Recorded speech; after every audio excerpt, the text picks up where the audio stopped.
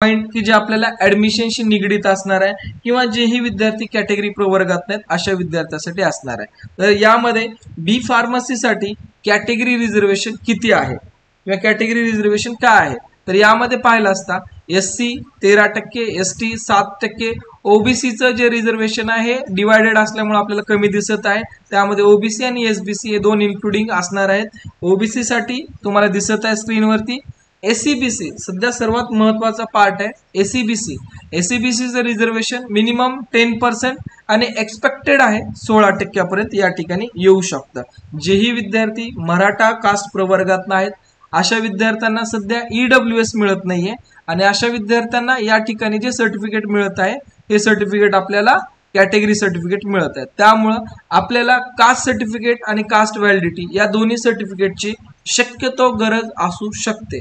सध्याच्या परिस्थितीला बहुतांश विद्यार्थ्यांकडे फक्त कास्ट सर्टिफिकेट आहे, पण आपण व्हॅलिडिटीची सुद्धा तयारी करणं गरजेचं आहे। आणि SABC आरक्षणाबाबत किंवा या रिझर्वेशन बाबत ज्याही वेळेस आपल्याला महाराष्ट्र शासनाच्या राज्यपत्रकावर किंवा आपल्या CET सेलवरती एक्झॅक्टली सीट मॅट्रिक्स येईल, त्या सीट मॅट्रिक्स मध्ये आपण या गोष्टीचा इन डिटेल अभ्यास करणं योग्य असणार आहे। सोबत VJ आहे, NTB आहे, NT1 सुद्धा या ठिकाणी दिसत आहे।